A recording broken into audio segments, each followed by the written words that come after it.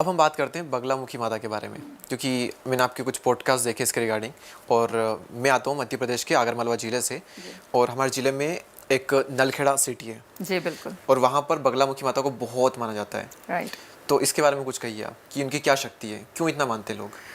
बगलामुखी की शक्ति के बारे में बात करूंगी, लेकिन ऑफ कोर्स आप मेरी माँ के घर से आ रहे हैं तो मेरे लिए तो आप होता है ना, मेरे भाई हो गए, मेरे मायके वाले हैं ये जैसे होता है ना लड़की के इसमें। तो एक्चुअली आपको उन्हें ने यहाँ पे भेजा है। और जहाँ तक बात है बगलामुखी माँ की, तो मेरी जो जर्नी है वो 10 महाविद्याओं में, अगर बगलामुखी 10 महाविद्याओं में से एक महाविद्या है, 8वीं 10 महाविद्याओं में से एक, मतलब इनको बोला जाता है। और मेरी जो जर्नी शुरू हुई थी उसमें मैंने सबसे पहले बगलामुखी माँ को ही पूछना शुरू किया था। अच्छा। तो मेरे जीवन में जितने परिवर्तन हुए उसके बाद में, जितने भी बदलाव आए, वो एक्चुअली बगलामुखी माँ ही लेकर के आई थी। अच्छा। अब आप आते हैं स्पेसिफिकली बगलामुखी के मेन 3 पीठ हैं, जो कि एक है हिमाचल में कांगड़ा वानखंडी में है, ठीक है। दूसरा आप जहाँ अभी आपने बताया नलखेड़ा में है। तीसरा एमपी दतिया के अंदर भी एमपी है। में ही वो भी, जी वो भी एमपी में ही है। ओके। वो भी बड़ा फेमस है। और जहाँ तक बात करते हैं पावर की, तो मुझे लगता है बगलामुखी की पावर कोई ना जाने ना, ऐसा आज की डेट में तो संभव नहीं लगता।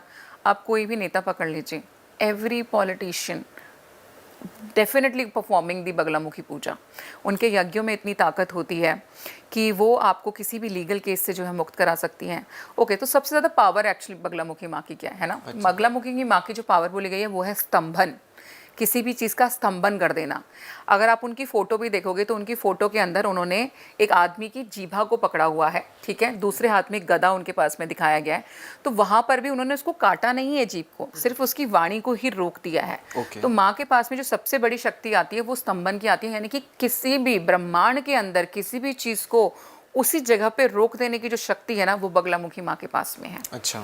और इनका जो ऑरिजिन भी बताया जाता है, if I talk about a tell about her, तो यहाँ पर हमारे इस ब्रह्मांड के अंदर बहुत ही ज़बरदस्त वाला ना तूफान आया हुआ था, जिसने कहीं ना कहीं एक असंतुलन क्रिएट कर दिया था सृष्टि के अंदर। तो अब लगा कि देवताओं को भी लगा कि हमें तो रोकना होगा, ऐसे तो फिर सारी सृष्टि खराब हो जाएगी। तो विष्णु भगवान को जो है ये कार्य सौंपा गया। विष्णु भगवान ने भी कोशिश करी। अब उन्हें लगा कि भैया ये तो मेरे बस का भी काम नहीं है। तो वहाँ पर उन्होंने, देर इज़ अ नदी कॉल हरिद्रा, ठीक है, उसको हल्दी वाली नदी भी कहा जाता है। वहाँ पर बैठ करके तपस्या की थी पार्वती माँ की। तब पार्वती माँ विष्णु भगवान की उस तपस्या से प्रसन्न होकर के उन्होंने बगलामुखी रूप में उस नदी में से जो है जन्म लिया था। एक तरीके से वो प्रकट हुई थी और उन्होंने आकर के अपनी शक्ति से उस पूरे जो तूफान उठा हुआ था सृष्टि के अंदर, उसका स्तंभन कर दिया था, यानी कि उसको वहीं की वहीं रोक दिया था। मतलब और वापस से जो है मतलब सृष्टि के अंदर वो बैलेंस को लेकर के आई थी। स्तंभन मतलब किसी इंसान की लाइफ में कुछ बुरा होने वाला है तो उसे रोकना, या फिर वो कुछ बुरा करने वाला है उसे बांध देना, मतलब किसी चीज़ को एक तरीके से। यस। तो आप किसी इंसान की अगर आप बात करो, फॉर एन एग्जांपल, जो लोग ईविल, क्योंकि आज हमने ईविल की बहुत बात करी है, अगर आप किसी को ईविल कुछ करना चाहते हो तो लोगों की बुद्धि तक का भी स्तंभन करती है वो, यानी कि आपके दिमाग को बांध देगी, आपकी बुद्धि को बांध देगी। अगर आप बगलामुखी का जो मंत्र है उसको भी देखेंगे तो अगर आपसे सुनाओ, राइट, ओम ह्लीं बगलामुखी सर्वदुष्टानां वाचा मुखम पदम स्तंभ्य जिह्वामकीले बुद्धि विनाशिनी ओम फट स्वाहा, राइट।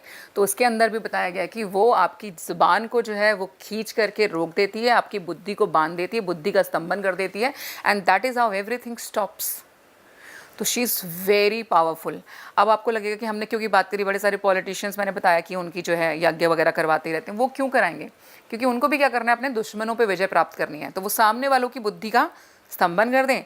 बुद्धि का स्तंभन होते आप क्या हो गए? मैड, यू आर पागल इंसान, आई एम इंटेलिजेंट वन। तो मैं ऑफकोर्स आपसे ऊपर जीत जाऊंगी। यहाँ पर लोग आपके उस जो है फेवर में जाना शुरू हो जाएंगे।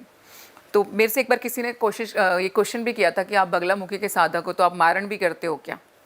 मारण इन द सेंस किसी को मार देना। अच्छा। तो मेरे को यहाँ पे ये बताना है कि देखिए, जो भी ये क्रियाएं बताई जाती हैं, इसका मतलब ये नहीं है कि आप जाकर के मारण के द्वारा किसी इंसान को ही डायरेक्टली मार देंगे। बगलामुखी माँ जिन चीज़ों का मारण करती हैं वो हैं आपके अंदर के विकार। आपकी लाइफ में असली जो राक्षस हैं वो आपके विकार हैं। आपके विकार क्या है? मैं आपसे जेलस फील करूं, दैट्स वन ऑफ माय विकार। मैं आपसे प्यार में भी पड़ जाऊं, that attachment is again a विकार, राइट।